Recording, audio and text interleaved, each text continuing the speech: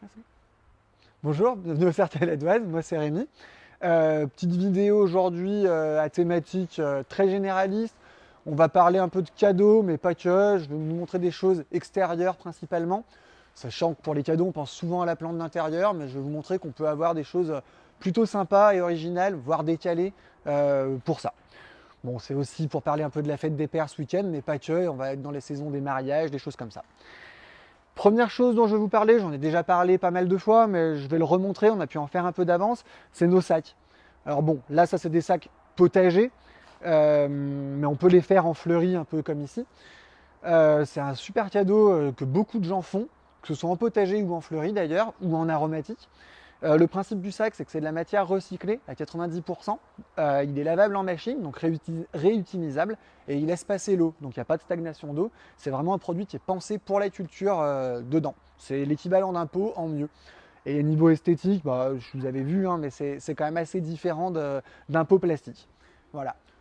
Derrière moi, je passe un petit peu plus rapidement, c'est toutes les compos extérieures, donc plutôt de la compo résistante au sec. On peut les faire sur mesure de la même manière que les compos intérieures. Donc ça, il ne faut pas hésiter à nous demander si vous avez des demandes particulières ou des choses comme ça. En général, voilà, c'est des compos très variés avec des floraisons de printemps. Voilà. Je vais aller vous montrer après un petit peu plus pour le côté arbre, arbuste, etc. On va repasser assez rapidement dans la serre. C'est celle que je vous ai montrée la semaine dernière, donc je ne vais pas trop m'arrêter dessus, si ce n'est pour vous montrer peut-être d'autres éléments, comme par exemple quelque chose qui marche bien et qu'on vend bien, c'est l'hibiscus sur tige, là sur la gauche. C'est des plantes assez volumineuses pour pas trop cher, avec une belle floraison d'été. Donc ça, c'est pas mal. Une autre plante un petit peu méconnue et dans des budgets pas trop élevés, c'est le Pandorea. J'en ai pas parlé la semaine dernière, je vais le faire aujourd'hui. C'est une petite plante grimpante avec des fleurs roses qui peut être vivace. Alors elle n'est pas très très rustique, mais elle peut revenir d'une année sur l'autre dans des endroits bien exposés. Et j'aime beaucoup, c'est une fleur assez sympa. Voilà. Bon, après, on va quand même être vraiment sur ce que j'ai montré la semaine dernière, les euphorbes, les vivaces, des choses comme ça. On est plus vraiment purement au jardin. Je vends de plus en plus pour les idées cadeaux du Dipladenia, dans les grosses tailles ou dans les tailles un peu plus petites. Là, on est vraiment sur des volumes très sympas. On a des prix par deux en plus qui font que c'est pas si cher que ça. Et là, on a de la fleur tout l'été, donc c'est un cadeau qui dure et qui est très résistant. Donc ça se fait aussi beaucoup. C'est une plante qui est souvent ramenée à une plante de cimetière parce qu'elle est très résistante. Mais c'est un peu dommage de la réduire à ça. Enfin, c'est mon avis en tout cas. Voilà. Bon, là, voilà, ça c'est toutes les choses qu'on a vues semaine dernière. Je peux vous renvoyer à la vidéo de la semaine dernière si vous voulez plus d'indications. Quelques rosiers, là, on est quand même vraiment dans du très très classique. Voilà. Je vais vous parler très rapidement également du papyrus. Ça, c'est un truc. J'en ai beaucoup vendu au printemps. C'est pas vraiment original, mais j'en ai beaucoup vendu pour offrir au printemps. Plante semi-aquatique, donc voilà, très aérée. Ça change un petit peu. Voilà. Une autre plante dans les cadeaux pas fleuris mais assez originaux, ça peut être le poivrier. Poivrier du Sichuan. Donc là, vous voyez, d'aspect, ça ressemble un peu à du buis. C'est un feuillage très fin. La feuille est comestible et ça fait des baies de poivre comestibles aussi. Après, pour les recettes de cuisine, il faudra demander à quelqu'un d'autre qu'à moi. Je suis nul en cuisine, mais ça marche bien. C'est une plante qui est assez rustique, -6, -7. Donc bon, on va quand même considérer que c'est une culture pot. Voilà, voilà. Bon, là, on est quand même plus dans les arbres de haies. Ça, je vous en reparlerai dans 3-4 mois quand ce sera le temps de planter.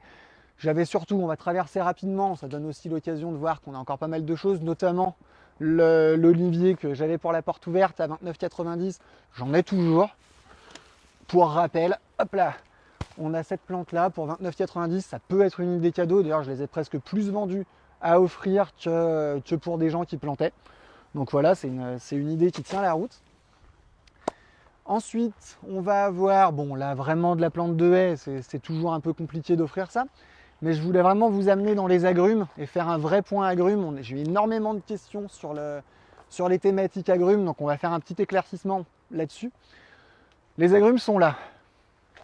Donc comme vous pouvez voir, ou pas, je ne sais pas, il y a une grande bâche, il y a à peu près 200 pots d'agrumes là-dedans.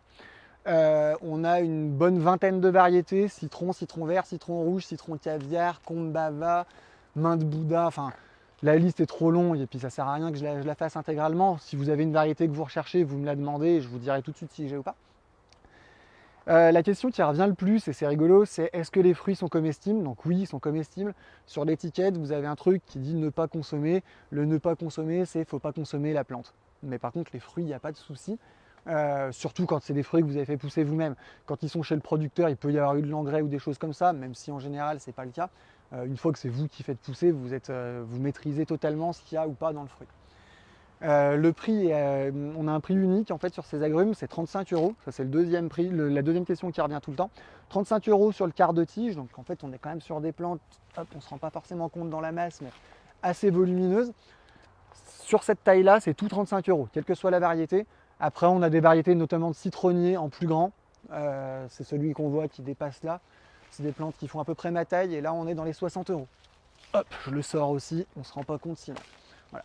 Ça, dans cette taille-là, j'ai quasiment que du citronnier, un petit peu de mandarine, mais il y a moins de variétés, c'est pas les tailles qu'on vend le mieux. Voilà. Hop. Voilà. Après, j'ai aussi fait beaucoup ces derniers temps des choses un peu à planter ou en bac, en cadeau, vu que c'est un peu le thème de la vidéo. Des choses comme les spirales comme ça, ou comme les formes un peu japonisantes.